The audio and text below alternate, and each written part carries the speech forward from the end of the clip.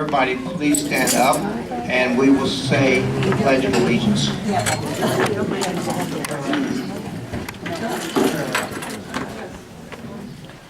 I pledge allegiance to the flag of the United States of America and to the republic for which it stands, one nation, under God, indivisible, with liberty and justice for all. Thank you. We will now have a prayer by Father Donald Wickham.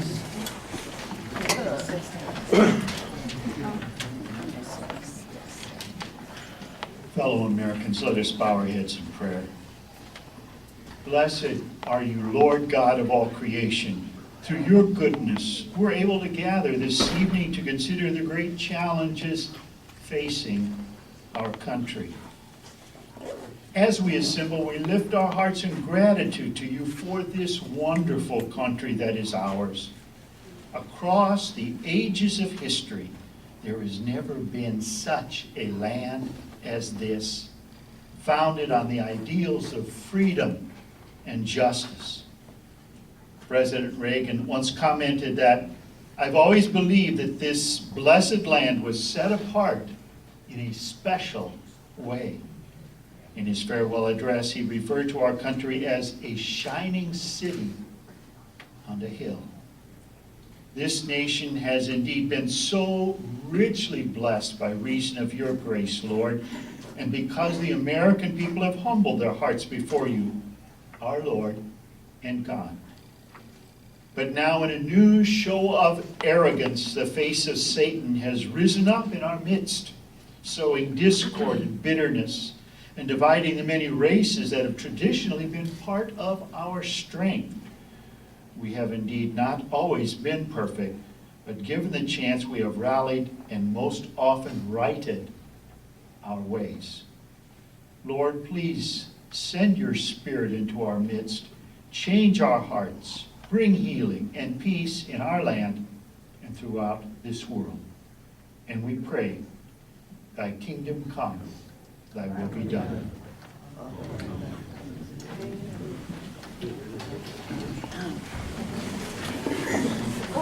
Thank you, Father.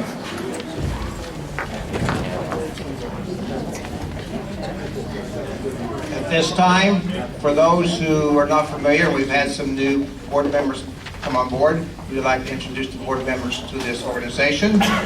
I myself, Glenn Ebbing, is the acting president, or the president. I'd like to introduce you to Tom Darnell, who's our treasurer. Curtis Kelly, board member. Mecky Cosen, board member. Donald Troxel, secretary. John Spakes, board member. Don Larson, I don't think is here tonight, is he? No. Okay. And there's someone else out there. Becky Vogel, board member. You guys are all scattered trying to find out who you are, where you're at. Is there anyone else out there I'm missing? Bill Hanahan out there collecting the money for the raffle. Okay?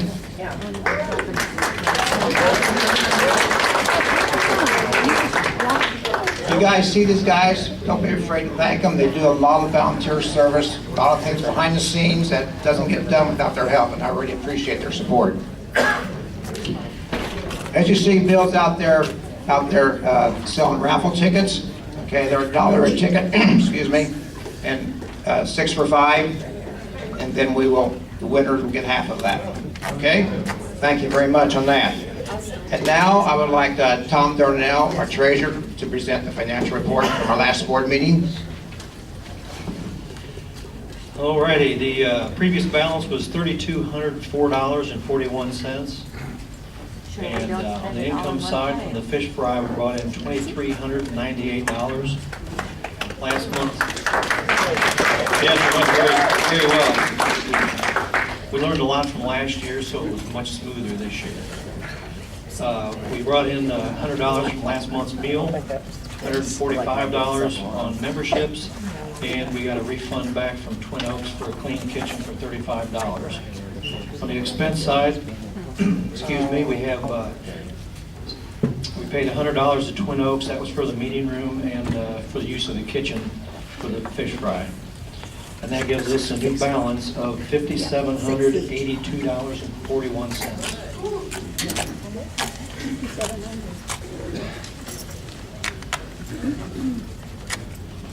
Thank you, Tom.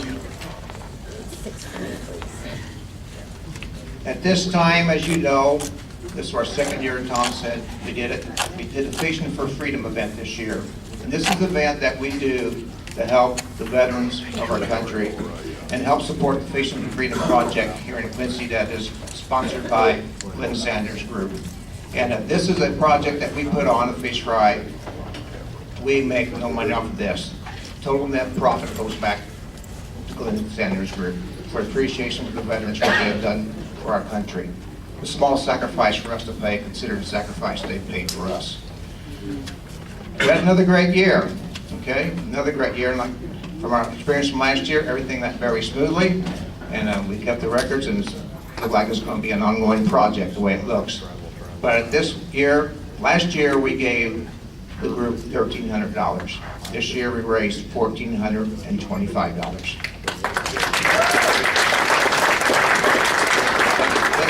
I'd like to thank all the Tea Party members and everybody who came to the dinner. Thank you for your support. We could not have done it without you. Quincy is a great community when it comes to charity. Flynn Sanders, will you please come forward?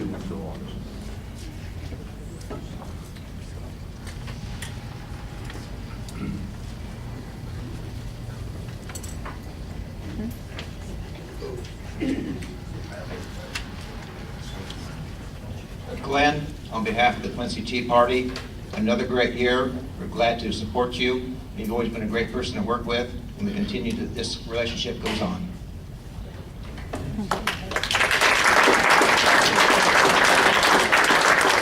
Glenn, you have the floor. Well, I got the check, so. But I just have to look at my watch as I was running in here, running a little late, and realized, dang, it's exactly 1 month away Fishing for Freedom takes place. We started on the 5th, Friday the 5th, so we're just a month out.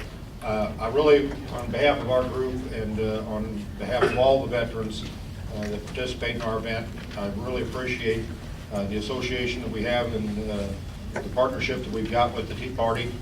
You folks are just absolutely awesome to us. We have a lot of fun. You missed that fish fry, you missed a good time, because we're starting to turn that into a little bit of a party now, besides just cooking fish. But then again, my fish cookers get about a 2-hour head start on the rest of you folks showing up, so they're ready when you get there.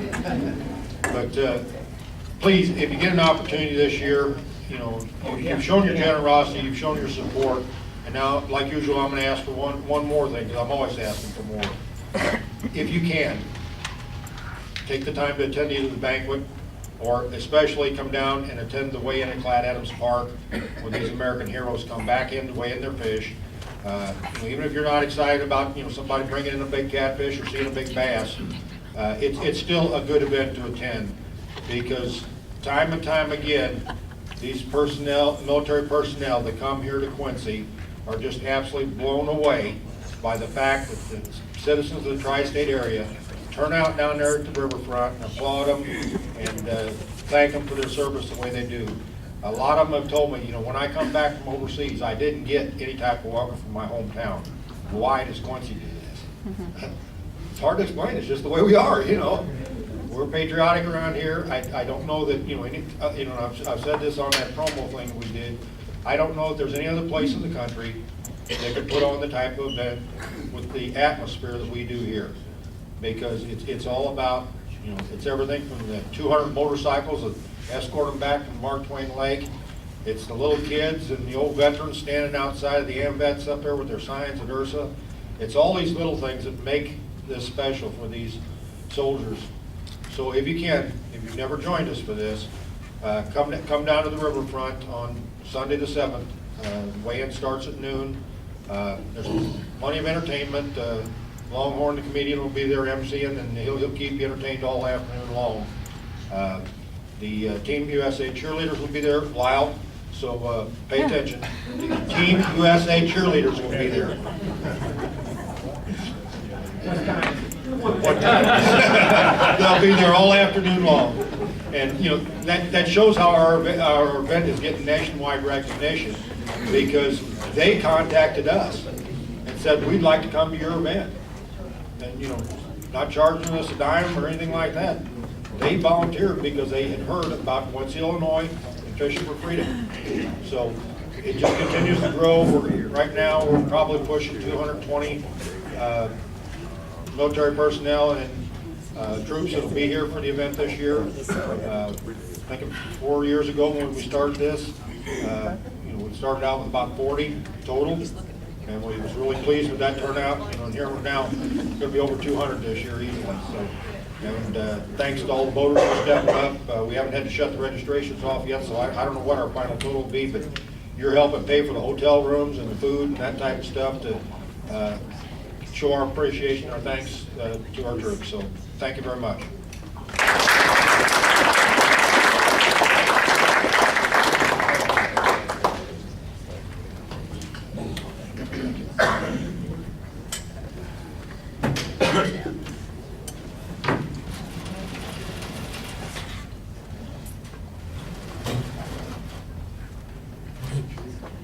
Thank you, Glenn.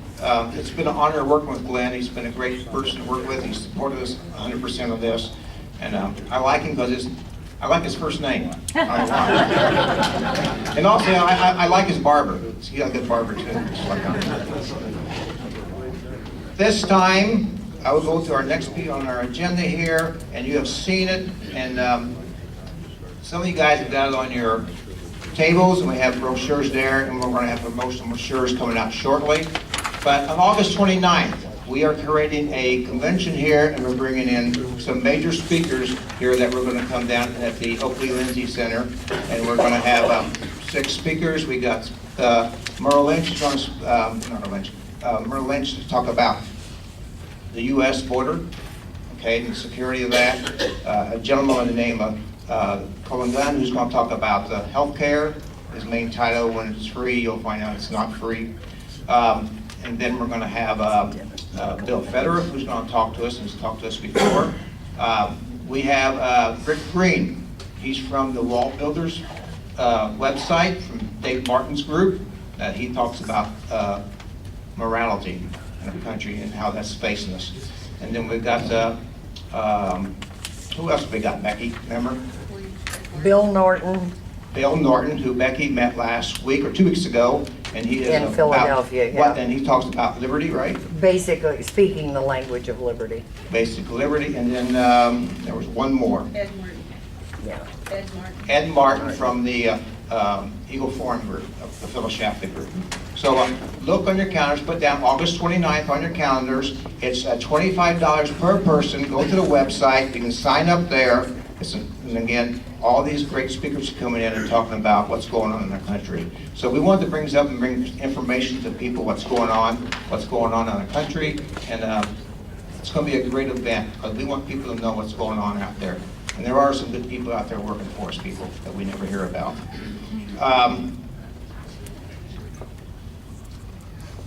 That being said, if there's anything else, board members, I need to bring? Okay, at that point, Becky. I will say on the agendas, I worked really hard and I updated the park district, the city council, the school board, all of them that needed updating, and then it was just pointed in to me that I still have Pat Quinn as the governor, so I apologize. I thought I was doing so good. Father. Suggestion that you offer attendance at that program to high school and college youth for the area at reduced or no cost. We got to reach our youth. Great idea. Yeah. It's nice when you have kids working together. We all think, great idea. Before we start our program, I want to, at this point, before we go any farther, I want to complete the raffle. We did a raffle, and Bill, I want you to draw it and tell them what the winners are, please. Whatever you want to do, I'm all game. I want to blame me. No. $69 is the prize. Okay.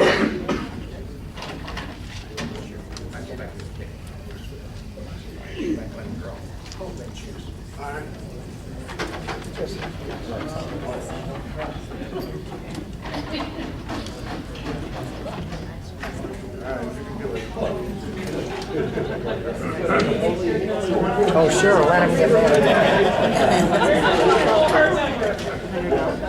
Bridget, you want to call this out? 408-922.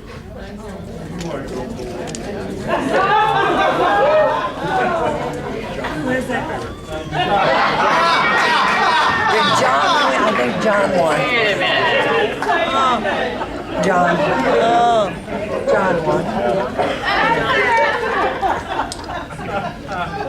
Ball's in your court.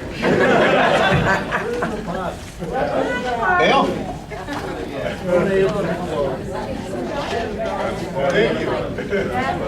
408-824. Repeat that number, Mike, if you don't mind. Okay, we got a winner. We got a winner. Okay.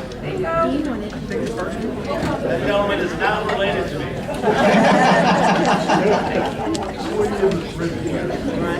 Thank you on that. Before I introduce our speaker and the program for tonight, the board originally wanted to have this meeting tonight between Michael Flynn and Darren LaHood. Darren could not make it, and he has sent us a letter here, and I'm going to read that to you before we bring the program speaker, and then we'll have the introduction of our speaker tonight. This is a letter from Darren LaHood. Dear fellow conservatives, thank you for taking the time to host a candidate information session as part of tonight's Quincy Tea Party meeting. It is with my most sincere apologies that I am unable to attend. I am in Springfield today representing my district in the Illinois State Senate as a Judiciary Committee meeting. And if time allows afterwards, I have a meet and greet in Fremont that was confirmed in early April. In the future, please contact my campaign manager, Karen Desharoon, at 309-219-6390 to get events on my calendar and make sure that there are no conflicts. I am disappointed that I am able to attend tonight because I appreciate your organization and what you do to promote our shared values in this district. I have been to Quincy and spoken to a number of Republican and conservative organizations. So I just want to read that to you, and of course, he does have a job to do, and that's, that's what taxpayers are paying for. So I just want to bring that before the committee and let them know about it. And Darren was here and talking to a lot of our people at the fish fry that we had for the feeding of our fish fry. So he was out there mingling with all of us. So at this point, I would like John Spakes to please come forward and introduce our speaker for tonight.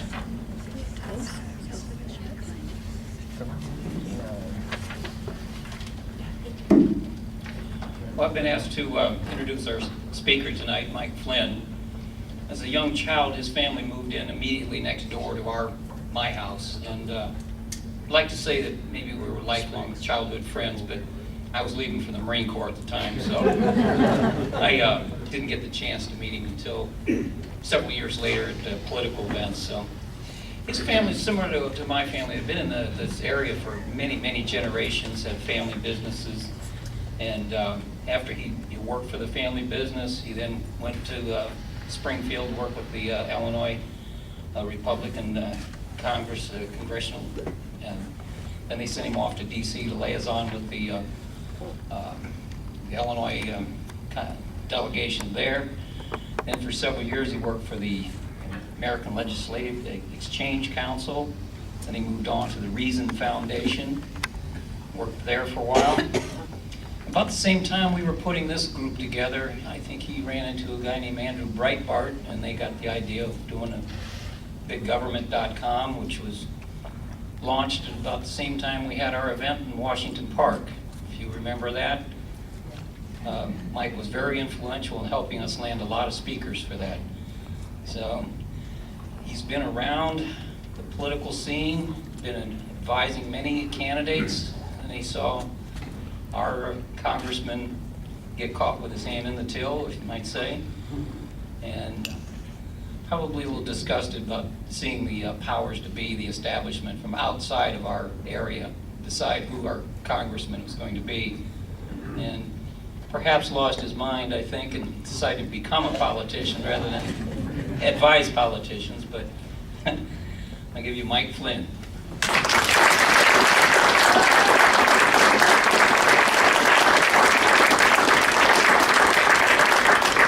Thank you. It is a crazy journey we're on. Is that going to work like that? I'd like to introduce and thank my wife for being here, Holly Flynn. I have to also publicly apologize to her because she never signed up for this. But it is great joy that she is here with me. And also my father, John Flynn, who strangely gave me a 10 right before I drew the raffle. I don't know what that was about. My sister Bridget, my aunt Ruth Christner. I'm very, very happy to see them here. And there's a lot of friends in this room. It is a real honor to speak, not just in my hometown of Quincy, but to this group. As John mentioned, this group did something pretty spectacular in 2009. And I still go around the country and people will say like, oh, you're from Quincy, that's that Tea Party group. Because they got a lot of attention. And this group is still around and they're still active and they're still getting attention. That day when we came to Washington Park was a whirlwind of a day. 3 days before, we had released the first Acorn video. And by the time we all came out here, Andrew and our gang of merry warriors, to this, the whole national political firestorm was on about those videos.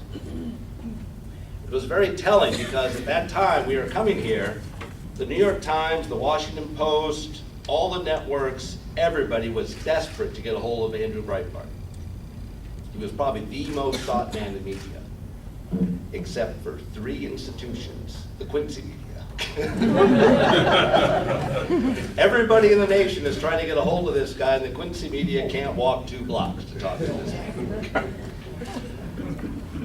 And that day was great because those rallies that happened all over the country, there were 2 that were broadcast on national news. One was in Washington, and one was here in Quincy.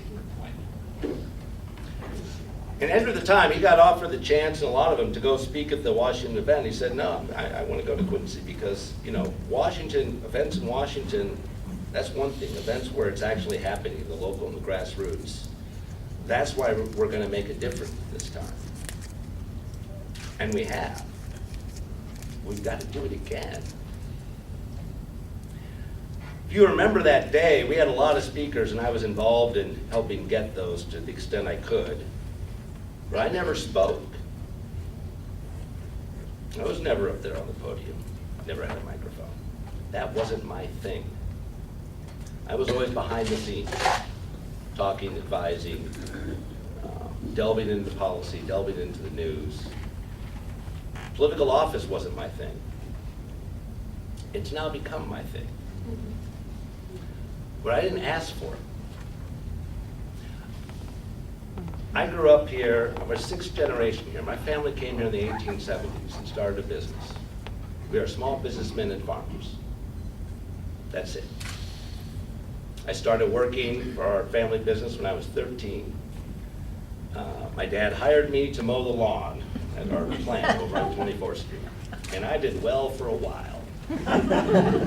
But I was 13 and it was summer. And there was one day I thought, yeah, I'm supposed to mow that lawn, but the pool sounds a lot better. And I went and did that, and I came home. My dad's like, Mike, forgot to mow the lawn. Oh yeah, Dad, I'll get to it tomorrow.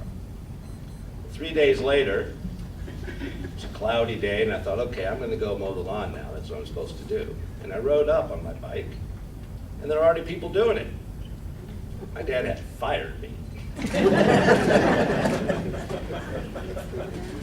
And it was that kind of lesson you only get from your dad. It was the kind of lesson I needed. And I'll always remember that. You've got to stick to your commitment. You've got to stick to who you are.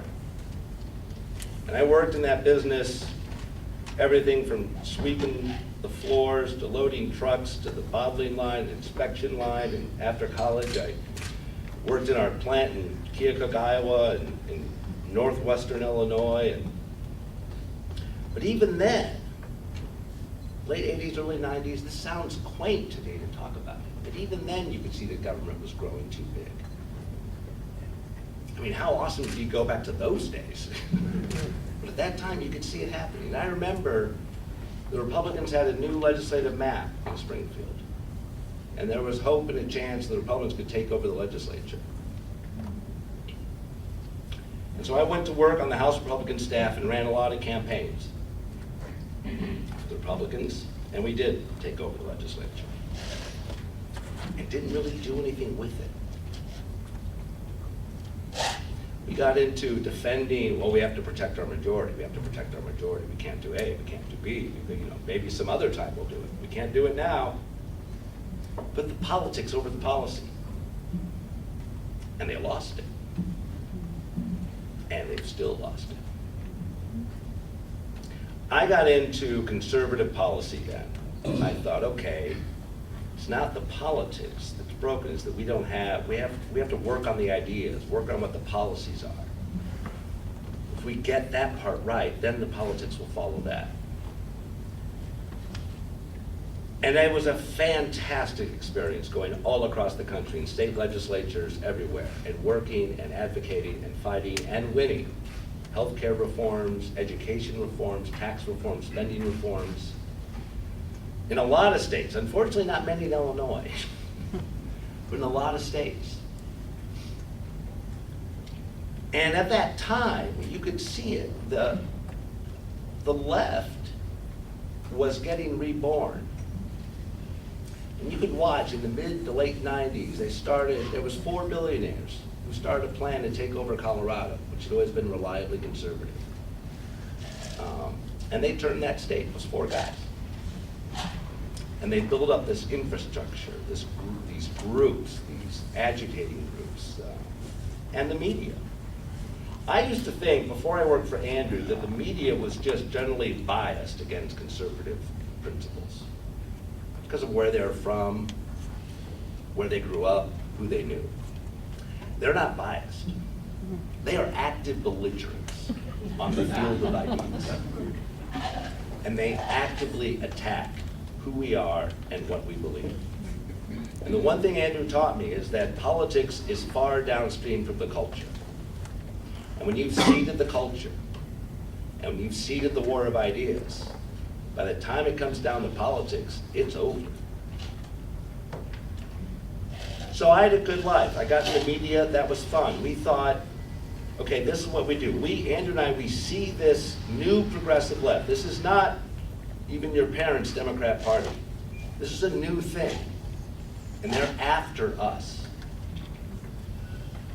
We thought, okay, well, we will do the big government, we will do the Breitbart, we will be the resource, we will join others, and we will fight back on this. And that will give the space for the Republicans to get back in Congress and start to undo this. And I talked to Republicans in Washington, and they were like, yes, we get it.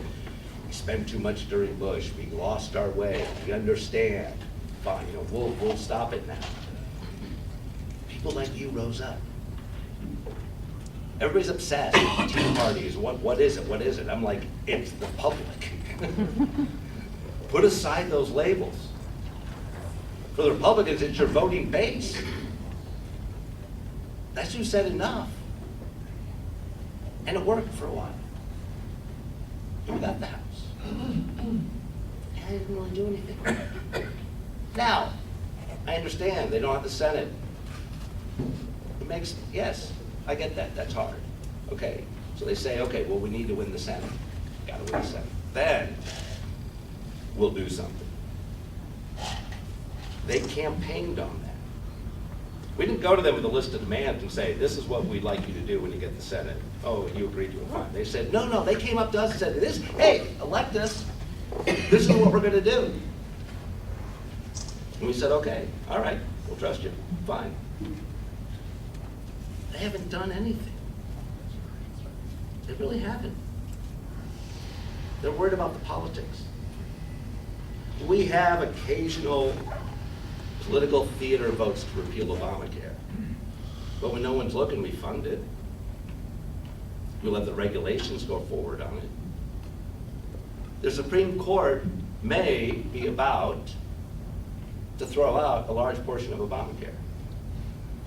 And there's talk in Washington about what are we going to do. From Republicans about what to do in response. The correct response is, you made this mess. It's unconstitutional. And everybody's worried that 7 million people may lose federal subsidies for, it's like, are you kidding me? No. You're supposed to stop it.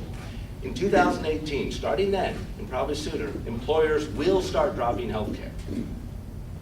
A lot of people think, well, I get my health care through my work, so this debate isn't really about me. Well, it's about to be about you. And that's not a bug of the law, that's a feature of the law. It is designed to get rid of employer-provided health care.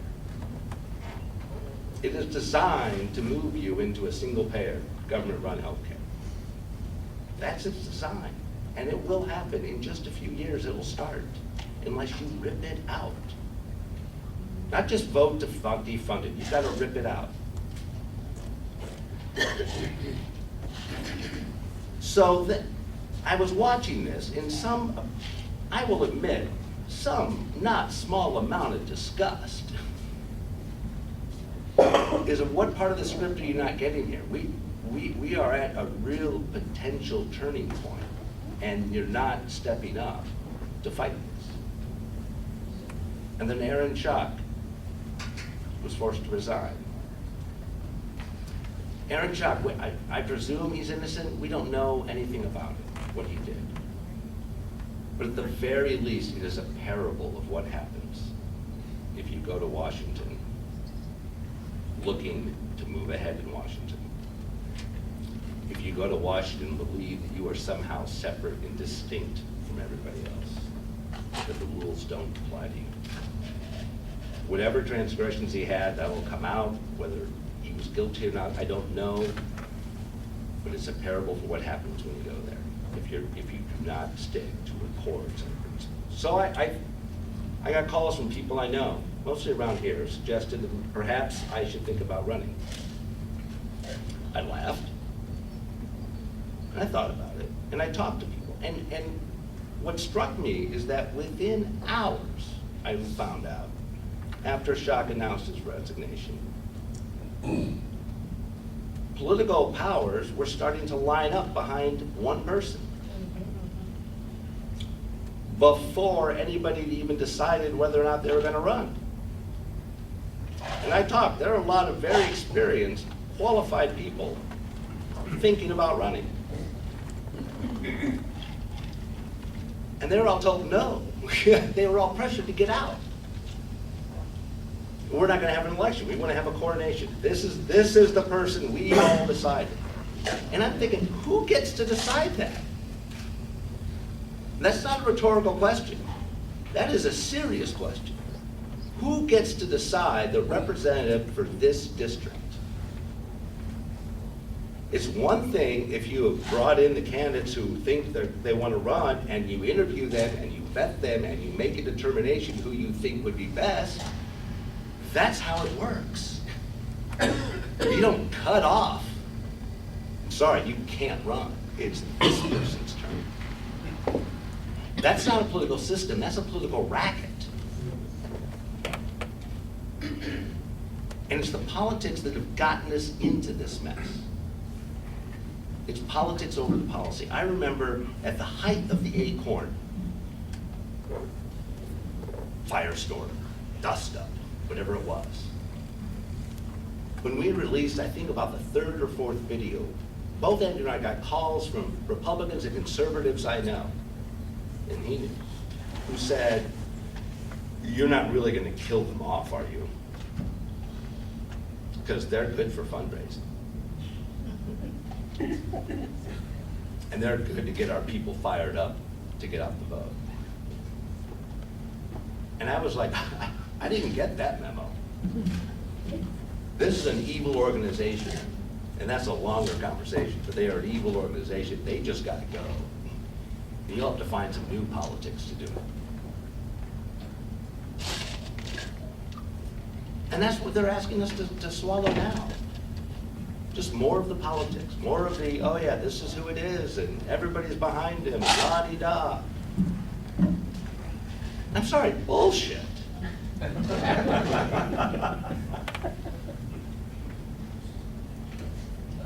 So, everybody else was eased out.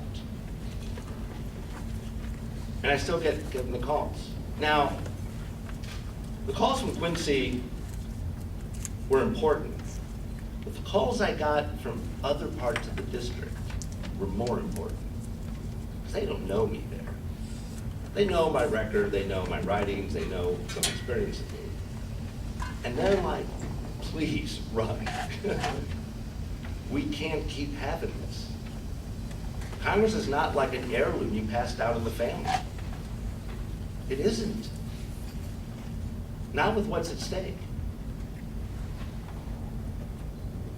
The United States, right now, 2 years ago, crossed a very important threshold. The number of businesses closing each year exceeds the number being started. Never happened in our history. We are now 13th in the world in business creation, behind Italy. Now think about that. Italy is more conducive to starting a business than the United States of America. About 3 years ago, the founder of the Subway sandwich chain said, I wouldn't do it now. There's no way I could start that sandwich chain today. I wouldn't even try. We know about the debt. You know about these problems. You know about the world challenges we're facing. We now have ISIS attacking inside the country. These are serious things. That business creation and that business debt, that loss of entrepreneurship, that's deadly to us.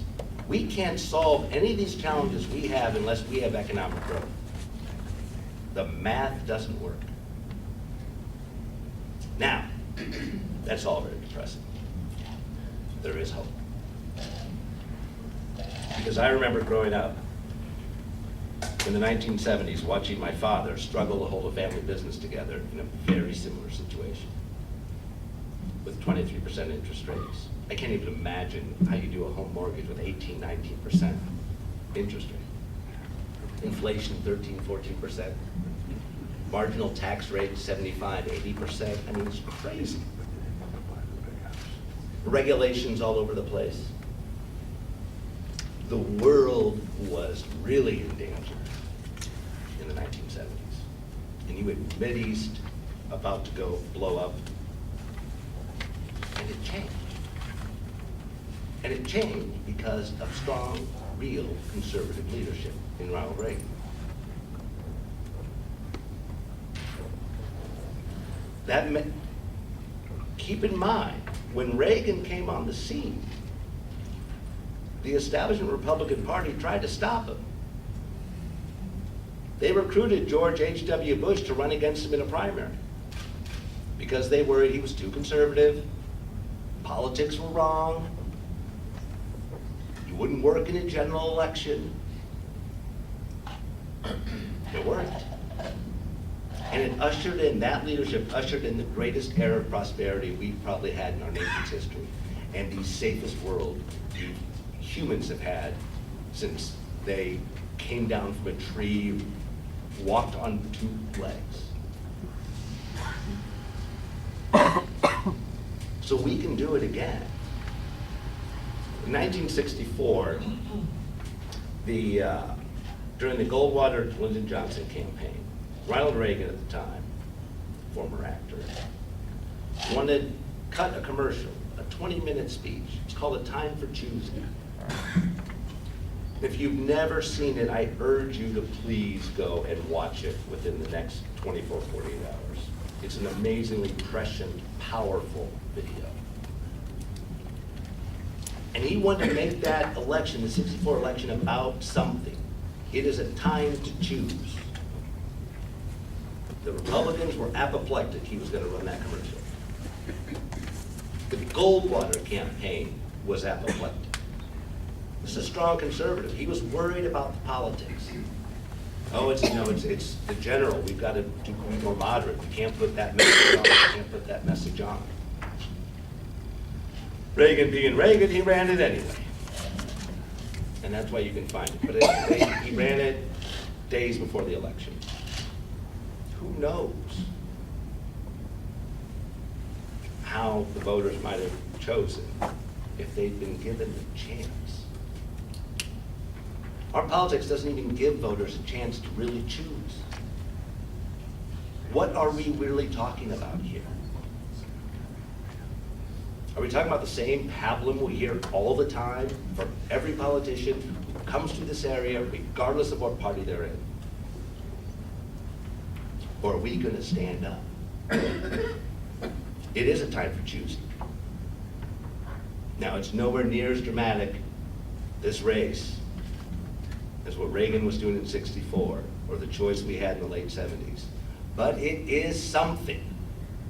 It is some place we can say enough. Enough of this just politics as usual. We trade endorsements back and forth. We trade office back and forth.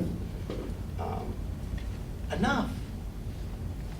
Enough of giving us politics and not addressing the real policy.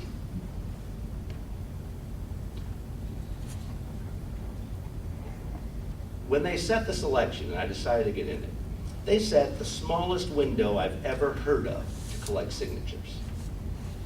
Accidentally, I'm sure. They set a very, very short window to have the election. Accidentally. A federal judge actually had to step in because Illinois has not gotten around to align its voting laws with federal law to deal with overseas military.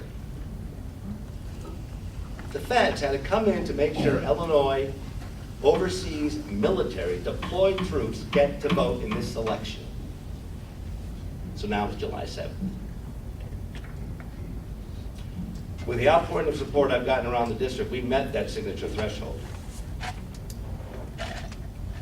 That was not an accident. And we have a very robust, energetic campaign starting. That is also not an accident. Because people are tired of this. They're tired of hearing one thing and being fed another. They are tired of other people deciding who represents them. We can win this. I know we can. I'll need your support. And I hope to get your support for just a few basic reasons that have nothing to do with my opponent. There'll be time enough to talk about my opponent. Number one, I am from here. I don't mean Quincy, I don't mean geographically. I mean emotionally and mentally, I am from here. We were small businessmen and farmers. Nobody in my family ever thought of politics as a career, certainly not legislative office. The only public service my family ever did is from the Revolutionary War to Vietnam, occasionally answering the nation's call. One of my family members never made it back. That's not remarkable. That's not unusual. That's barely even noteworthy because that is America. That's what we do. We want to live our lives, better ourselves, better our families, our churches and communities, and just largely be left alone. Nobody in this room decided one day, wake up and said, you know what? I don't like my hobbies anymore. I'm going to get involved in politics. The best case scenario is that this room doesn't exist. There's a lot of other things I'd rather be doing right now. But we don't have that luxury. It's been forced upon us. I want your support because I have spent more than 2 decades in the trenches of conservative policy, government policy, legislative reform.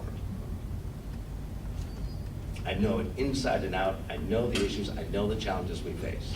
There is no learning curve for me wherever I go on this subject. I want your support because I have proven I am a warrior and a fighter. I have absorbed a lot of arrows in my time with Andrew. And there have been a lot of times that we've been almost left on the field alone. And people like you always rally. This is a fight. This is a fight with the media. This is a fight with the elites who think they know better. But mark my words, it's a fight. If we're going to really do anything, there's going to be a fight. For some weird reason, I enjoy it, the fight. I want your support because I already know what I'm getting into in Washington. Part of why I'm running is spending years helping to elect people. People I believed in, good people, and seeing them change very quickly in Washington. And this is not, as negative as it sounds, it's almost human nature. You almost can't help it if you don't know what you're getting into. It starts the moment you walk into that building.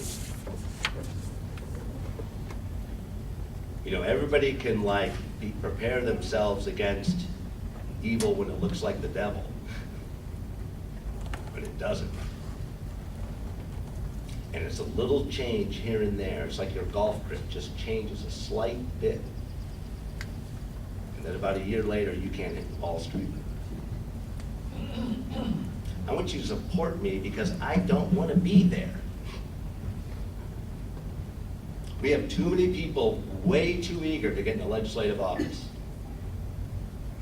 It's always kind of a tell, because it can be kind of a crappy job. Why are you so eager for this job? This is not a career for me. I'm going to go, do a few terms, and get out. I don't trust myself beyond that, and I know what I'm getting into. But to do what you want to do, you're not going to make a lot of friends, you won't go to a lot of cocktail parties, and you won't have a lot of people like you. That's not the point.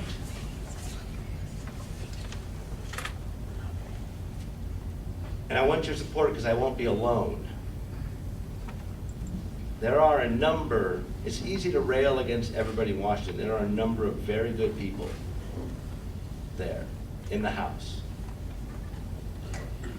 And I've been talking to them and they've been talking to me, and they are watching this race very closely. And they're very excited about the opportunity here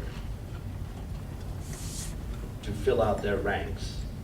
A good few dozen conservatives who want to put up a fight, who are interested in this race because they get somebody who's a fighter who actually knows how to fight in the media and knows the media.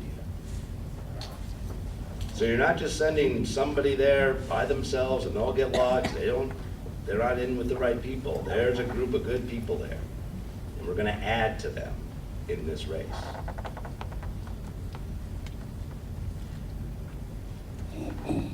Whatever happens, and I firmly believe we're going to win, this has been the most fulfilling experience of my life. Because there is something magical about America when you get away from the headlines and away from our debates and you get to the people. And I meet people from all walks of life. I've been blessed to go around this whole district, meet a lot of people, and Americans are just fantastic people who just want to be left alone, want to pass on to their kids, and are trying to do the right thing.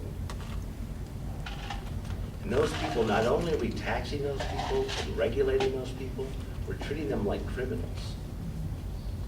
That's what's wrong.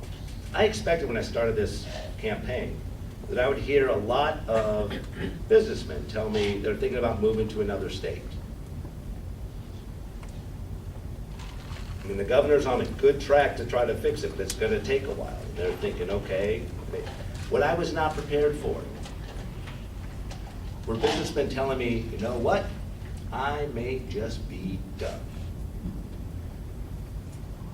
Period. No more. I'm not, I know doctors who tell their kids not to go to medical school. businessmen who just want to close up and just quit because not only do we tax and regulate, we treat you like criminals. This is your chance to say enough. At the very least, we get to have an election. We're going to have about a month of it. And because of that, we get to have a debate.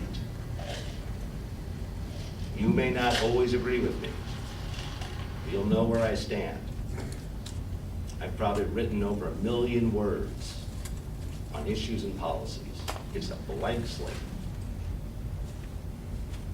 But I'm excited about this race. I'm excited to be here again. We did it once in Quincy. And the repercussions of what happened in Quincy are more than you even know, I think, in large parts of the country. And we're going to do it again. God bless you.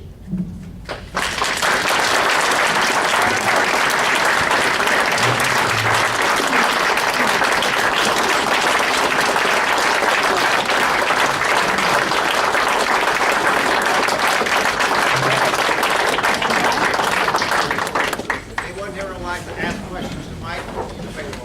Mike? Get away. Yes, before Bobby Schilling left, he worked to get Phil Hare out of there, which, that was a good thing. That was a good talk. But I asked him, what are you going to do when the Republican leadership asks you to do something that's against the interests of your district, but more importantly, contrary to the Constitution? As much as I like Bobby Schilling, he looked like he just saw it during the headlines when I asked him that. Right. I'd like to ask you, what are you going to do when a speaker comes up to you and asks you to do something that's against the interests of the district, or against the Constitution, which a lot of things are. Article 1, Section 8, there's only 18 things we can legally do, you know. And education is in one of them. Reagan probably never tried to get rid of the Department of Education, and Senator Baker stopped it. But what are you going to do when they ask you to do that? Well, I'm not going to do it, and I'll tell you why.